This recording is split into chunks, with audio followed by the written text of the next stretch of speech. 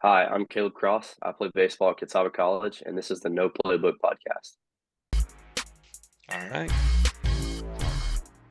Hey, thanks so much for checking out the show. It's the podcast where I feature the outstanding athletes, coaches, and experts from East Tennessee. My name's Casey, and today I've got a really impressive young man on the podcast. Caleb Cross played high school baseball at Providence Academy there in the Tri-Cities area. Now he's at Catawba College.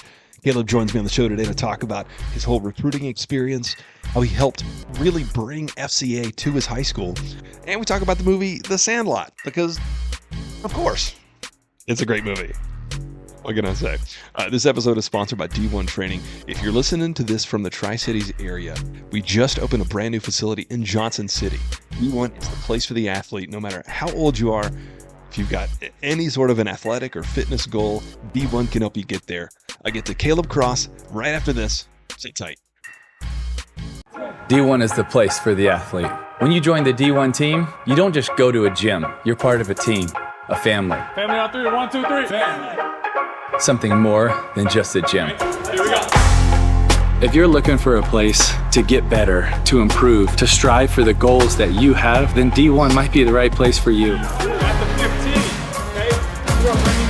okay? Book your free one-on-one assessment today. Don't wait. Ready, 1, 2, 3. D1. Oh, What's up, man? how are things? You're going good, man. Hanging in there. Are you back home from college for the summer? Yeah, so I was redshirted my freshman year, and just with like the NCAA rules, they had like a limit with how much they could actually like take into the playoffs, and so they were pretty much just like red shirts, whatever you guys need to do if you want to stay around. I mean, we couldn't even go in the dugout if we were there, so I came back home and have just been starting on the summer program and getting after it down here. So Right on. So back home is Johnson City? Bristol. Okay. Yes, sir. Did you grow up in that area? I did. Yep, born and raised. Well, that's great. I'm learning so much about the Tri-Cities just as I'd say about a year and a half now. I come up about maybe twice a month, but still just kind of learning my place around there. But I was talking with your dad about some of the stuff that you accomplished, and he was just kind of telling me what you did with FCA and whatnot. I was looking into you. I was like, man, I got to get this guy on the show. But like, because Providence it's so similar to some of the athletic departments we work with in the Knoxville area and even Chattanooga. So it's really a school I'd love to, talk with some more folks about. But so I guess kind of start there. Talk about what it was like being a Providence student and being recruited and going on to the next level. Yeah, I mean, I think, I went to a different school my first 2 years of high school and then ended up transferring into Providence. Funny story with that, I didn't even want to go to Providence just because, in my mind, I had this rap of like private school. I'm gonna have to wear this uniform and it's going to be like a Hogwarts type deal. And it's just like, didn't have any interest in it. But, the more I kind of got into, I actually went and meeting people and taking a tour of the school and meeting with Coach Reed. I fell in love with the place, and we got there, and one of my friends from the school that I went to before came over with me, and we just kind of right place, right time, and a lot of things fell into place for us, and it was special for sure. There's at So least a little bit of witchcraft and wizardry, though, right? yeah, a little bit, just a tad bit, not too much, but That's good. You don't want to go too much. Was it DB that you were at before? Tennessee High. Oh, yes, I did know that. So what was the I guess culture difference between those two schools? Yeah, I mean, I think Tennessee High definitely had, we had a good culture. I mean, Coach Roberts there, I mean, doing a great stuff there, and he's been there for a while. Um, I think the big thing with Providence was that Coach Reed was a major league guy, and played in the bigs for a long time, and just kind of had that experience, and just meeting with him and having conversations about baseball in general. It just was a different level. It felt like and was something that, I was drawn to just to kind of set me up for going into the next level. So You guys won pretty immediately. I saw district champs first year in TSSAA. yeah, that was special for sure. I mean, it was something that in the moment you didn't really kind of look at too intensively. It's just kind of next game, next day to be. But looking back, it's like we really got some good work done and did some special things. So, I attribute that to Coach Reed and the way he ran things, and you know, it was fun for sure. So did the coach, you think, help get the program a little more attention, excuse me, from some college programs?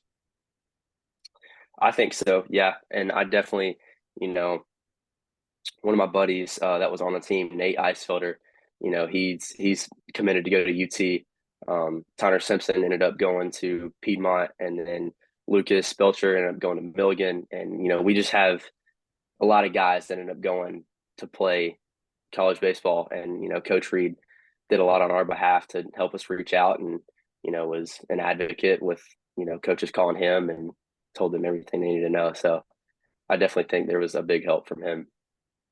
By the way, Eisvelder, I've got him on at 7 o'clock tonight. So, Nice. Good stuff. Yeah, he's a good kid. um, but talk about what that process was like with Catawba coming to you or anybody else. Like with a school that size, what is that? I've heard recruiting stories from folks getting recruited to play, football at Alabama, all the way to, throwing discus at what Milligan. You know what I mean? Like, so I'm interested in all those kind of stories.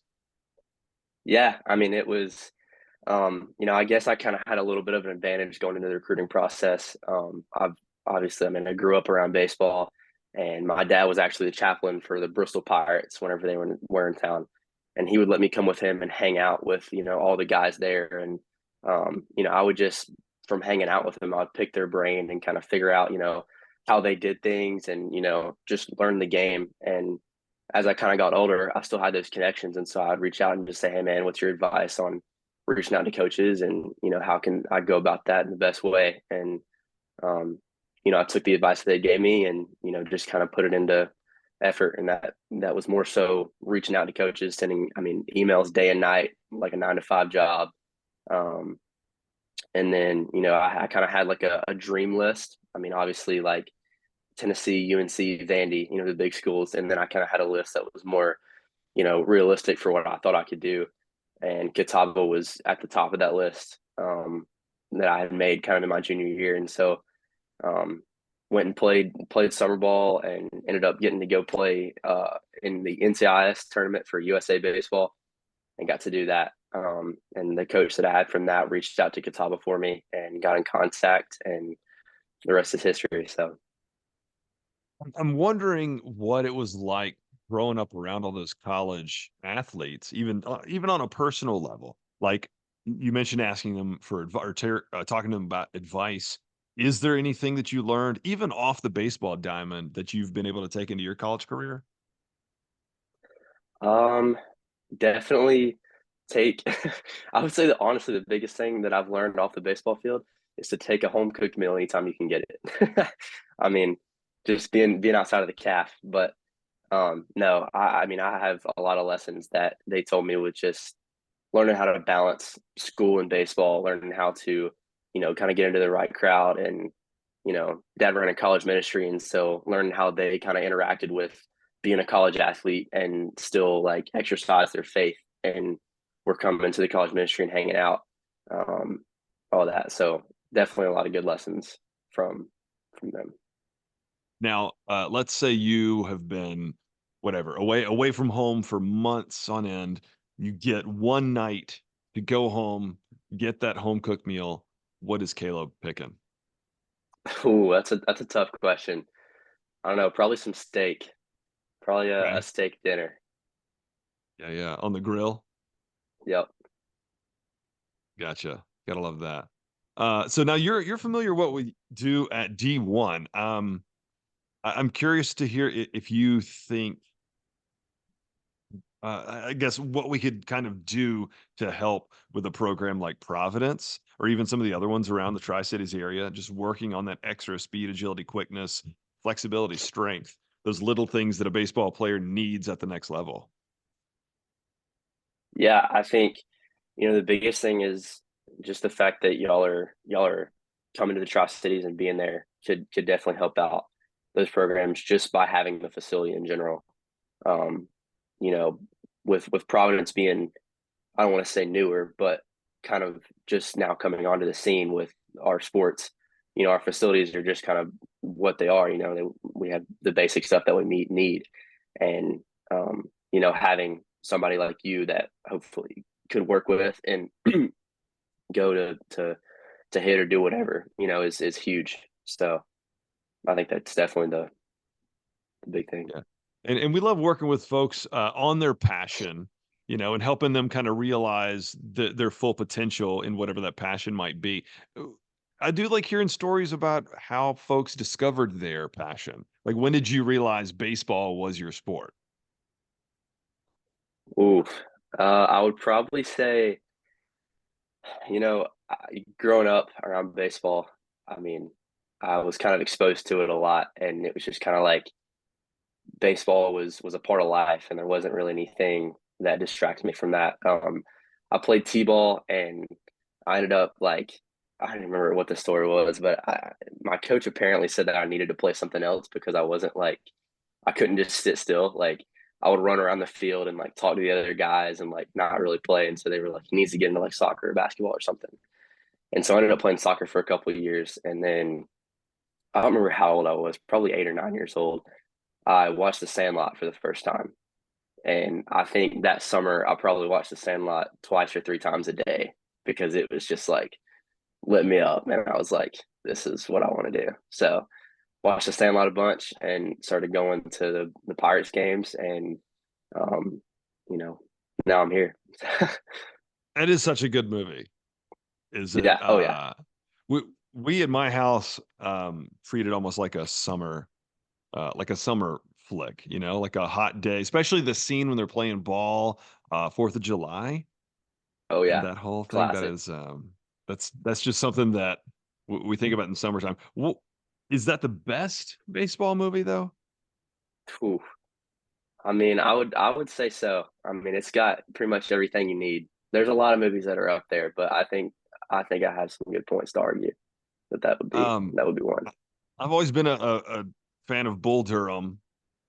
Hmm. There's Classic. Major League. An underrated movie you don't hear a lot. I mean, Rookie of the Year, Sandlot get a lot of love, but Little Big League. Have you seen that one? I don't think so. It's when the boy, I don't know, he's 12 years old or so. His grandfather owns the Minnesota Twins, Okay. and he passes away and like leaves the team to this 12-year-old. So he goes in and Okay. acts as owner of the team, and he's like a Jerry Jones. Like, he is very involved. He might make himself GM even. Um, but he is very involved. And it's like one of the, you're like, this is actually, it's a better movie than Angels in the Outfield, for instance. You know what I mean? But Yeah. yeah, that's one to go watch. But those, and I always like Moneyball too. Yeah. Moneyball's great. But one thing I caught from your dad in my conversation with him was that you were a baseball play-by-play guy at a young age. Tell me that story. Yeah. So I mean, growing up around the Pirates, I actually got to help out with the field crew, and it wasn't like a paid job or anything. I just like wanted to go on the field really bad. Being a young kid, I'm like, I want to get out of there. And so, I would go out there after the games and help clean stuff up and tarp and all that. And so I kind of got to know the employees around kind of the Bristol Pirates and got close with them. And the announcer, um, one day we were talking about something, and he asked me if I wanted to do it because his right hand man was like gone on a trip or something. And he was like, I mean, about enough about the game. Would you want to do it? And I was How old were like, you? absolutely. I was 11, 10, 11. I wasn't that old. So You yeah, that know, was a fun I experience for sure.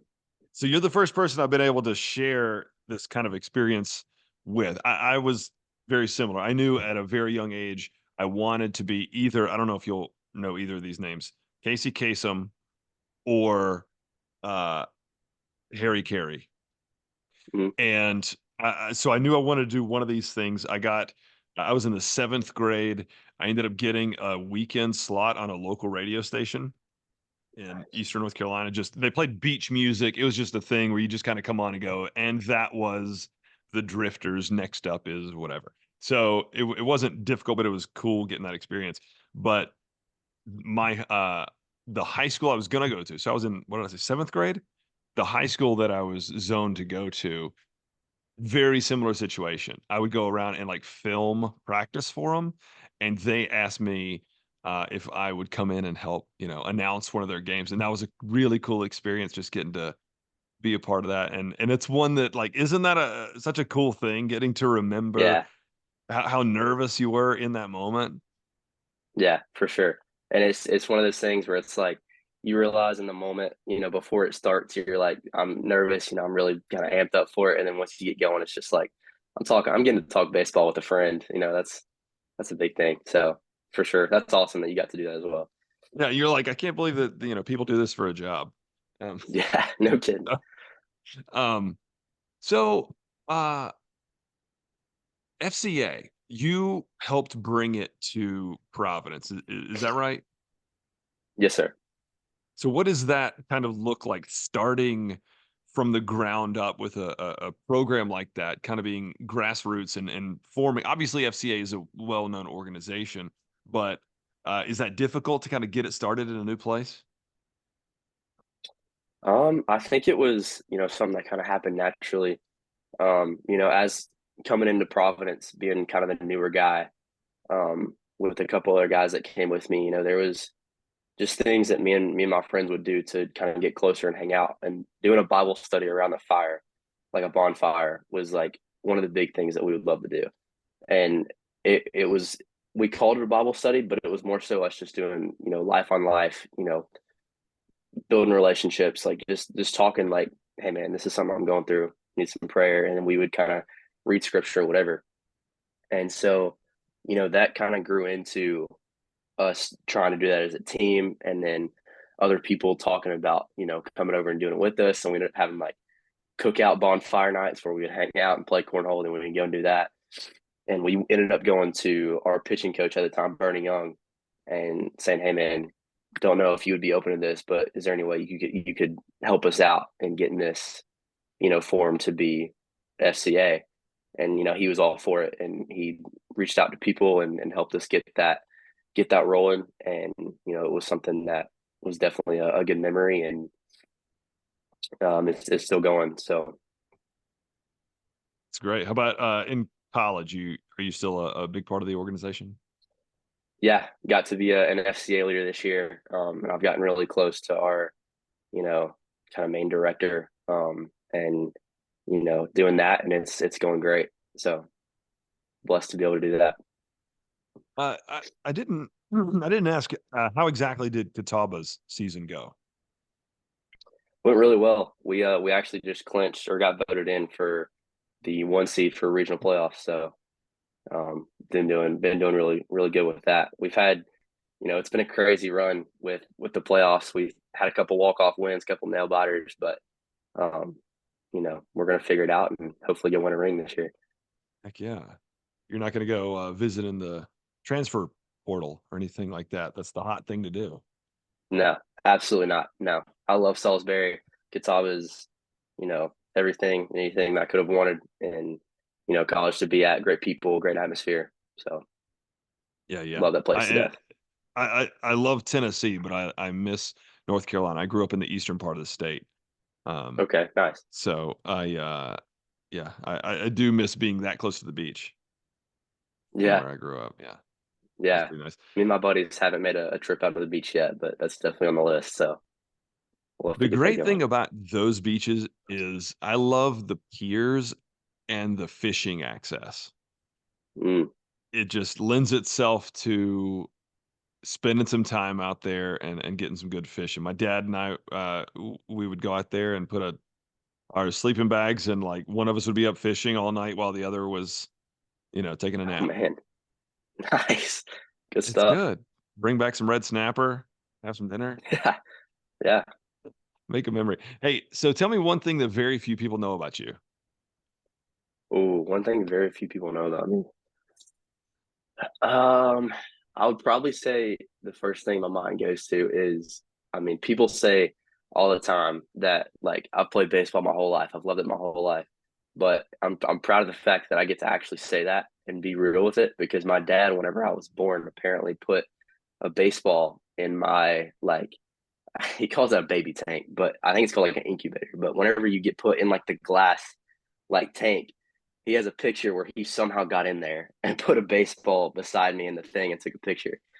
So The that's baby something that tank. I can say. Yeah, the baby tank. There's an episode title.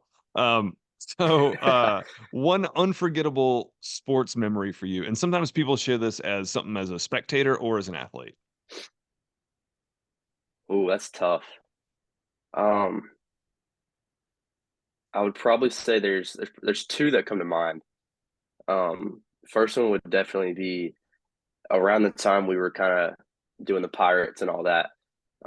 We had a cookout one night at my house, and we had all the players over, you know, as many as we could, and we had like a wiffle ball home run derby in our backyard, and we had one of the coaches there, and we had all the guys there, and I don't know if you know the name Mitch Keller, but he's on the Pirates now, and he's one of their starting guys, and he was there, and you know, guys that have gone all different directions, and it was a great night. It was, you know, us just hanging out and you know hitting bombs of wiffle balls. But that was fun. And then probably the second one would be when I got to play for USA. Um, Getting to have that experience of being carried was just something that's you know once in a lifetime and something that I'm blessed. So definitely was fun.